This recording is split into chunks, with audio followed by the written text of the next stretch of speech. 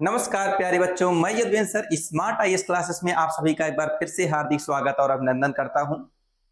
प्यारे बच्चों, आपको जानकर आश्चर्य होगा कि जहां पर आज विशाल हिमालय है, वहां पर पहले एक विशाल समुद्र हुआ करता था। तो वह समुद्र गया कहां पर? इसी रहस्य को जानने के लिए आज हम अपनी क्लास को स्टार्ट करते हैं हिमालय की उत्पत्ति और उसकी भौगोलिक विशेषताओं से। चैप्टर है हिमालय। हिमालय को हम लोग तीन भागों में बांटकर पढ़ेंगे। पहली क्लास आप लोगों को लेंगे कि हिमालय की उत्पत्ति कैसे हुई, उसकी विशेषताएं क्या है। दूसरी क्लास लेंगे कि ट्रांस हिमालय, लघु हिमालय, शिवालिक हिमालय और हिमालय के विस्तृत अध्ययन करेंगे। और तीसरी क्लास हमारी होगी कि जो वहाँ की पर्वत चोटियां हैं हिमालय पर, जो घाटियां हैं यहाँ पर, जो और भौगोलिक विवरण है, इसका अध्ययन अच्छे से करेंगे। तो चलिए, आज की पहली क्लास है हिमालय की उत्पत्ति। तो हिमालय का विस्तार देखना होगा। अगर बात करें विश्व की सबसे लंबी पर्वत श्रृंखला, तो एंडीज है। एंडीज, फिर रॉकी, फिर ग्रेट डिवाइडिंग रेंज, फिर नाम आता है भारत में हिमालय का। लेकिन ध्यान रहे, जो एंडीज है, जो रॉकी है, जो ग्रेट डिवाइडिंग रेंज है, ये तीनों क्या हैं? उत्तर से दक्षिण फैली हुई हैं। कुछ अगर हम बात करें, ये तीनों पर्वत श्रृंखलाएं इस तरीके से हैं, नॉर्थ से साउथ। कौन कौन सी? एक एंडीज की बात करें, एंडीज, और दूसरी रॉकी, और तीसरी ग्रेट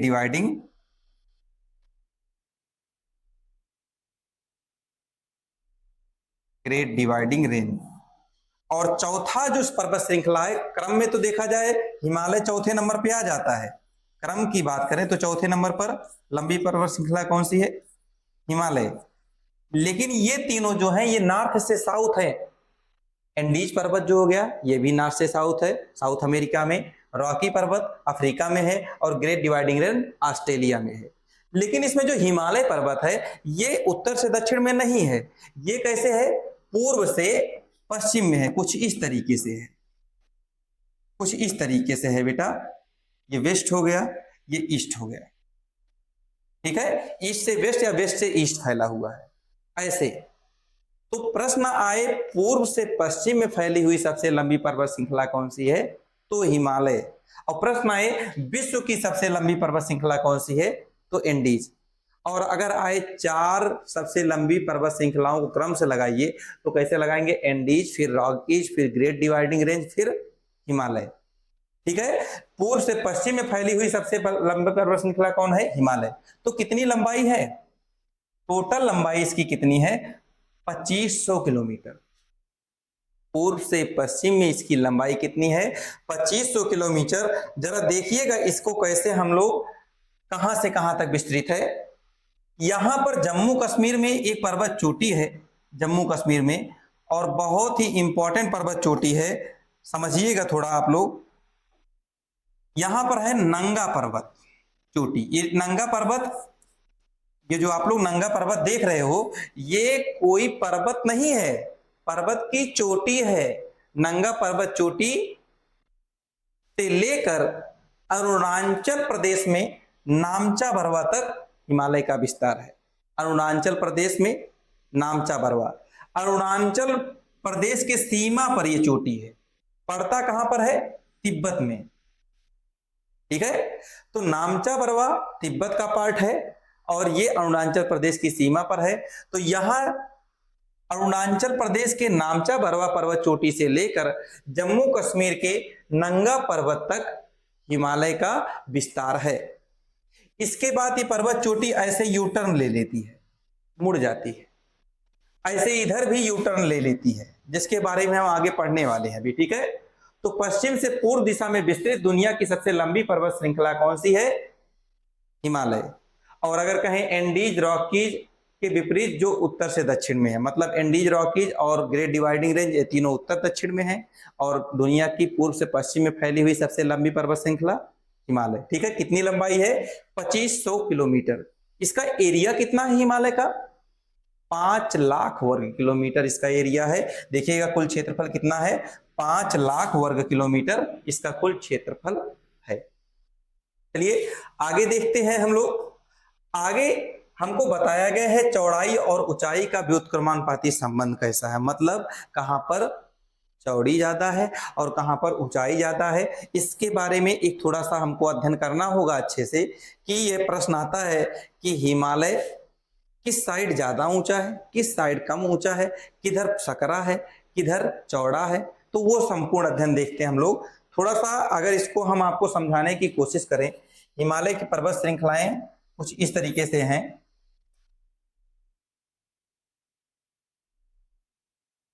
ऐसे बटी हुई है,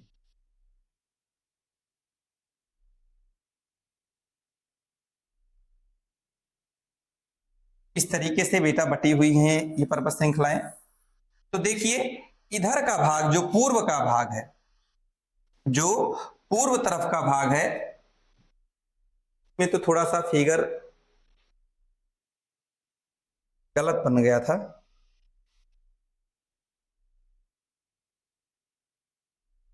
ठीक है, पूर्व का भाग है, आपको समझने के लिए बनाया हूं। पूर्व का भाग इसकी ऊंचाई अधिक है, इसकी ऊंचाई अधिक है। क्यों ऊंचाई अधिक है जरा समझिए। जब इधर का हिस्सा पतला है तो दबाव पड़ेगा, तो बताओ कोई चीज में अगर पतला होगा तो ऊपर की तरफ भागेगा। जी हाँ, तो इसीलिए यहां पर दबाव बल ज्यादा लगा। बाद में पढ़ेंगे आप, एक कोरियालिस बल है वो काम करता है, तो सॉरी भूसन्नति सिद्धांत के अनुसार ये होता है। यहां पर दबाव बल ज्यादा लगा और दबाव बल ज्यादा लगने के कारण यहां क्या हुआ, ये चिपटा हो गया, जिसके कारण ये भाग उठ करके ऊपर ऊंचा हो गया। तो पूर्व का हिस्सा क्या हो गया, ऊंचा हो गया। लेकिन क्या है, पूर्व का हिस्सा सकरा है। और पश्चिम का हिस्सा देखिए, यहां पर चौड़ाई ज्यादा है, लेकिन जब चौड़ा ज्यादा रहेगा तो ये कम ऊंचाई तक जाएगा। ठीक है, तो ऊंचाई कम है, पश्चिम की ऊंचाई कम है, पूर्व की ऊंचाई ज्यादा है। ये पॉइंट आप लोगों को क्लियर हो गया होगा। अब जरा समझने की कोशिश कीजिए। यहाँ पे जो दिखाया गया है, पश्चिमी हिमालय अधिक चौड़ा है, अपेक्षाकृत ऊंचाई कम है। किसकी ऊंचाई कम है, किसकी अपेक्षाकृत, पूर्वी हिमालय की। पूर्वी हिमालय सिकुड़न है, सिकुड़न होने के कारण इसकी ऊंचाई अधिक है, और पूर्वी हिमालय पश्चिमी भाग में की तुलना में अधिक ऊंचा है।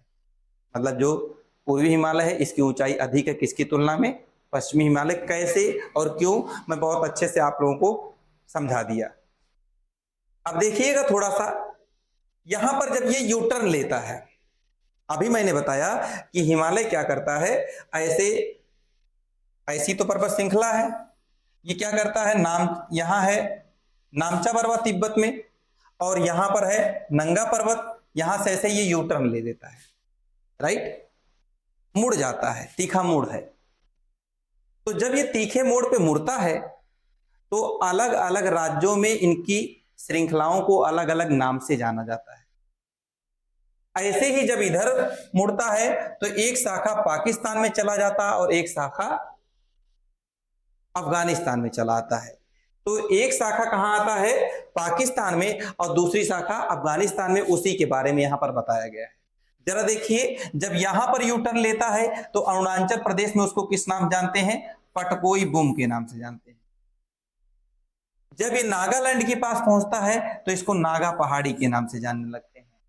और जब ये मणिपुर में पहुंचता है इस हिस्से में तो इसको मणिपुर पहाड़ी कहते हैं। और जब ये मिजोरम में पहुंचता है तो इसको मिजो पहाड़ी कहते हैं। और म्यांमार में इस श्रृंखला को क्या कहने लगते हैं, अराकान योमा। क्लियर।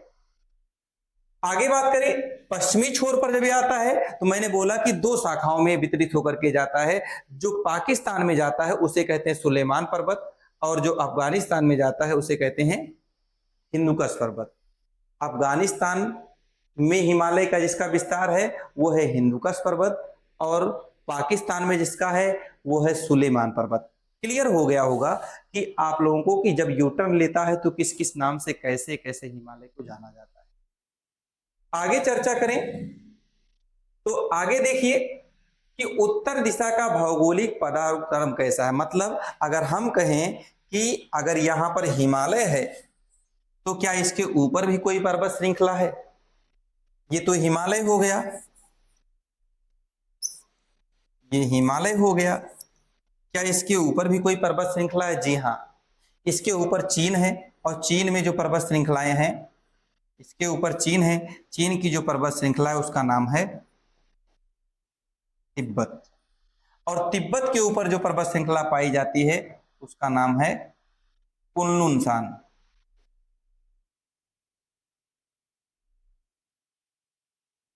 कुनलुन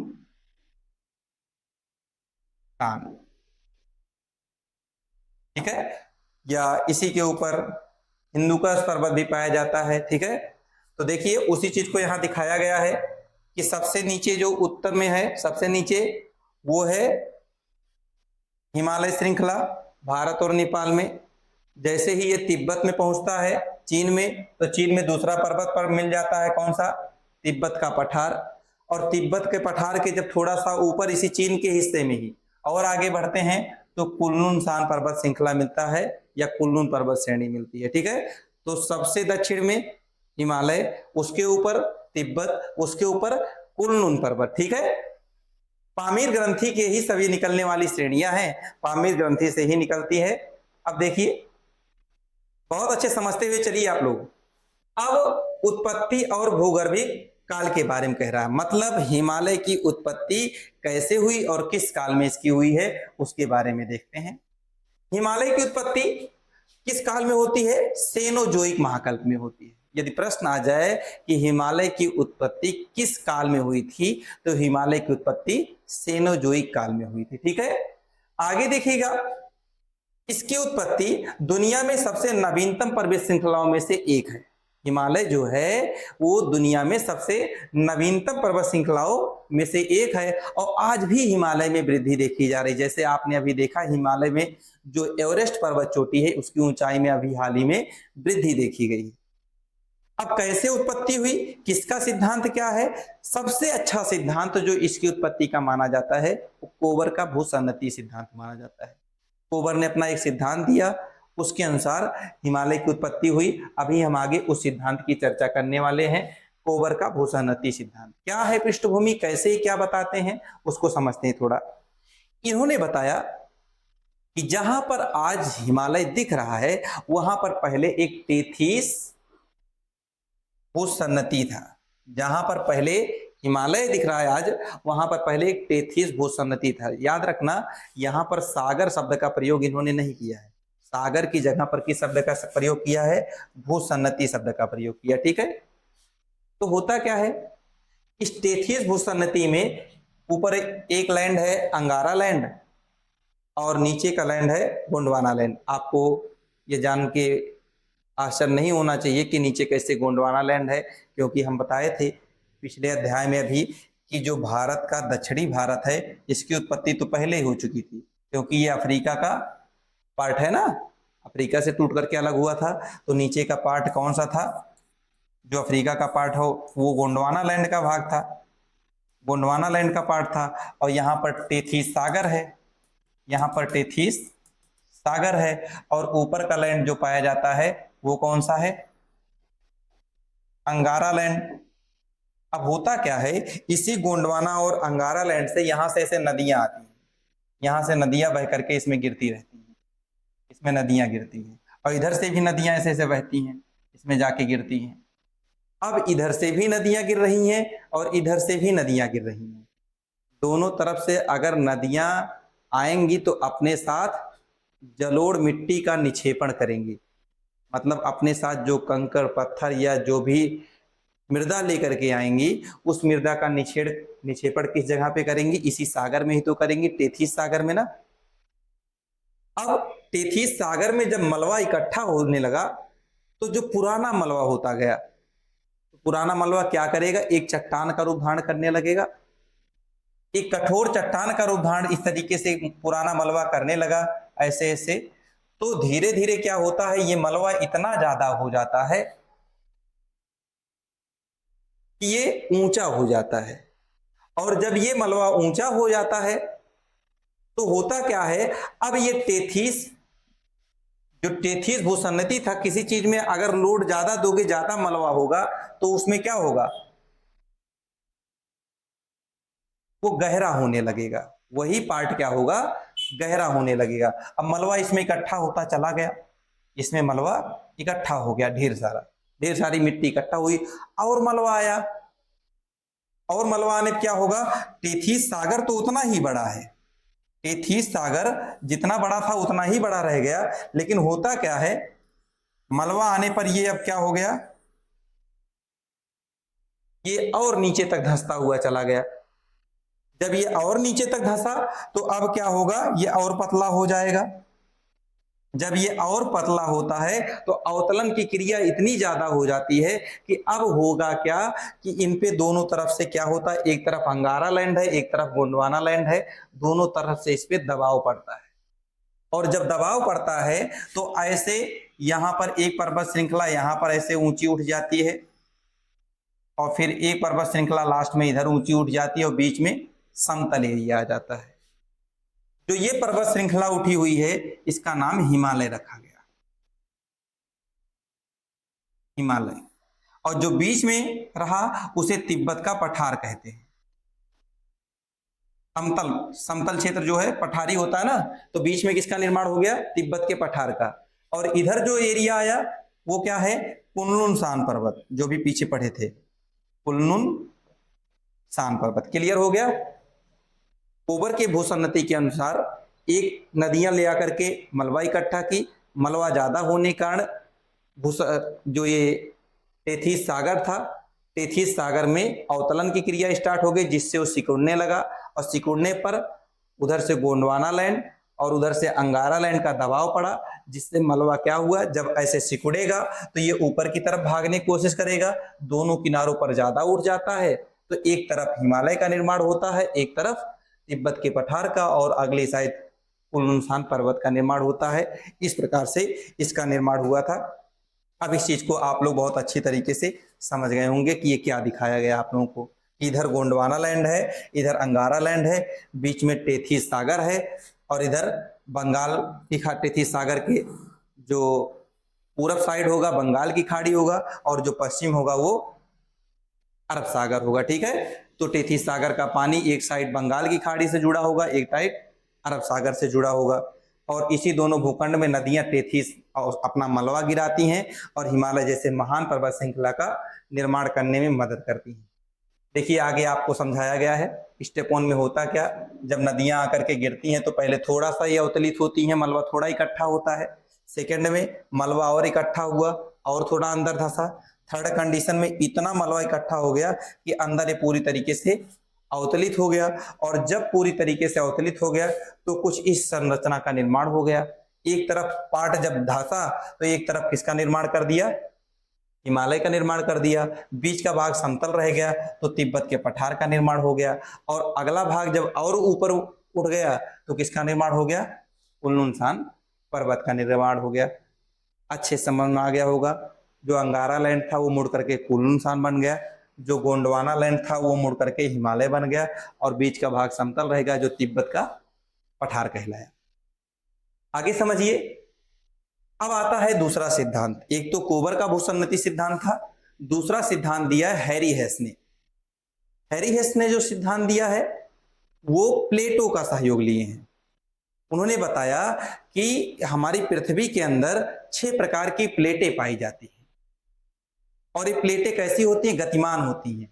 कभी पृथ्वी गोल है ना, जब कोई प्लेट समीप आएगा तो कोई प्लेट दूर जाएगा, और जब दूर जाएगा तो एक दूसरे से टकराएंगी, या दूर जाने पर या पास आने पर कहीं ना कहीं टकराव जरूर होगा। उसके द्वारा हिमालय का निर्माण हुआ। चलिए इनके सिद्धांत को समझते हैं। सबसे पहले हैरी हेस ने जो सिद्धांत दिया था प्लेट टेक्टोनिक थ्योरी के द्वारा, उसने बताया कि पृथ्वी के अंदर 200 किलोमीटर अंदर 6 प्रकार की प्लेटें पाई जाती हैं। एक इंडियन प्लेट, एक यूरेशियन प्लेट, एक अफ्रीकन प्लेट, एक अमेरिकन प्लेट, और एक पैसिफिक प्लेट जिसको प्रशांत प्लेट भी कहते हैं, एक अंटार्कटिका प्लेट। ठीक है, ये 6 प्लेटें हैं, इंडियन, यूरेशियन, अफ्रीकन, और उसके बाद अमेरिकन, और उसके बाद पैसिफिक प्लेट, और अगला है अंटार्कटिका प्लेट। तो 6 प्रकार की प्लेटें पाई जाती हैं। इन्हीं प्लेटों में क्या होता है, टकराव होता है, जिससे प्लेटें गति करती रहती हैं। अब कैसे गति करती हैं समझिएगा, इसको बहुत अच्छी तरीके से समझाने की कोशिश की गई है। उसके पहले मैं आपको थोड़ा मैप के माध्यम से समझाऊंगा जिससे और आसान हो जाए। जो ये प्रायद्वीपीय भारत है, इधर का जो प्लेट है उन्होंने माना कि इधर इंडियन प्लेट है, इधर क्या है, इंडियन प्लेट, और बीच में तेथीस सागर है ही, और इसके ऊपर में जो प्लेट माने वो यूरेशियन प्लेट मानते हैं कि इसके इधर यूरेशियन प्लेट है। समझ लीजिएगा आप लोग, इधर यूरेशियन प्लेट और इधर इंडियन प्लेट। दोनों प्लेटें क्या करती हैं, दोनों प्लेटें ऐसे ऐसे कुछ इस तरीके से, इस तरीके से ऐसे ऐसे गति करती हैं ऊपर नीचे। अब बताओ जब ये दोनों प्लेटें ऐसे आएंगी तो क्या करेंगी, जो इसमें मलबा होगा टेथिस सागर में, इन्होंने भूसन्नति शब्द का प्रयोग नहीं किया, इन्होंने टेथिस सागर ही कहा है। तो ये टेथिस सागर में जो मलबा होगा, आप बताइए ये ऐसे दबाव पड़ेगा ना मलबे में, दो तरफ से अगर किसी कीचड़ में दबाव डाला जाए तो कैसे होगा, कहीं पर ज्यादा उठ जाएगा जहां ज्यादा दबाव होगा, कहीं पर धंस जाएगा, कहीं पर उठ जाएगा, कहीं पर धंस जाएगा, ऐसी संरचना का निर्माण कर देती हैं। इसीलिए हिमालय को कहा जाता है, हिमालय एक नवीन और मोड़दार पर्वत श्रृंखला है या वलित पर्वत श्रृंखला, फोल्डेड माउंटेन है। ठीक है, हिमालय कैसा माउंटेन है, फोल्डेड माउंटेन है या मोड़दार पर्वत है या वलित पर्वत है। Is that clear. अब देखिए आगे, अब ये चीजें समझ में आ जाएंगी आपको। इधर इंडियन प्लेट दिखाया गया है, मतलब जो दक्षिण के साइड में इंडियन प्लेट और ऊपर की साइड में यूरेशियन प्लेट है, बीच में टेथिस सागर है, इसमें अवसादी मलबे में वलन होता है। और इधर आपको प्रक्रिया पूरी वही समझाई गई जो आपको अभी मैंने बता दिया कि सब गति होता है दोनों प्लेटों में, फिर टकराव होता है, उसके बाद दोनों प्लेटों के बीच टेथिस सागर जो है उसमें अवसादी मलबे में अत्यधिक दबाव पड़ता है और हिमालय जैसे वलित पर्वत का निर्माण होता है।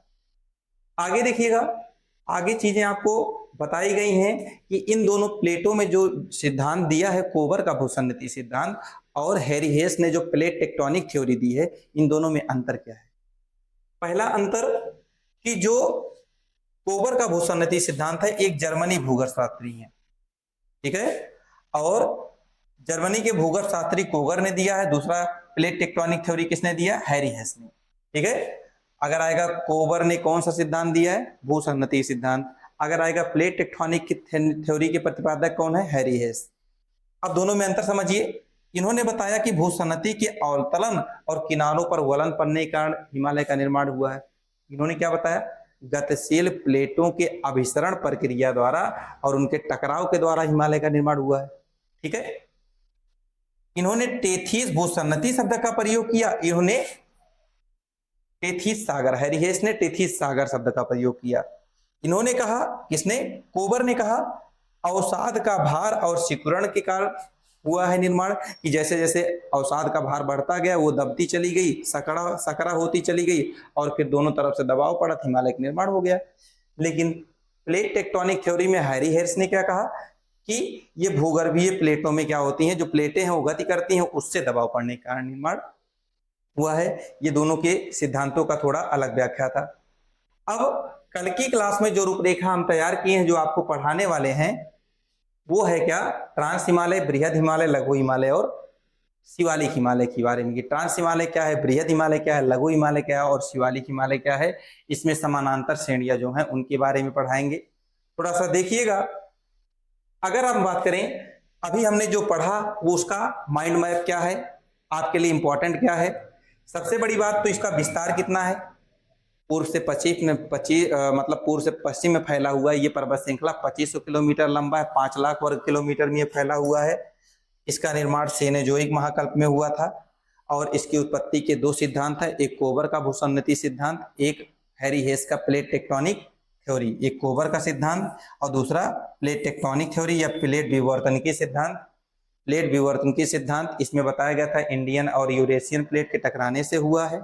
और उसके बाद आपने कोबर का भूसन्नति सिद्धांत पढ़ा कि एक तरफ अंगारा लैंड, एक तरफ अंगारा लैंड था, दूसरी तरफ गोंडवाना लैंड था।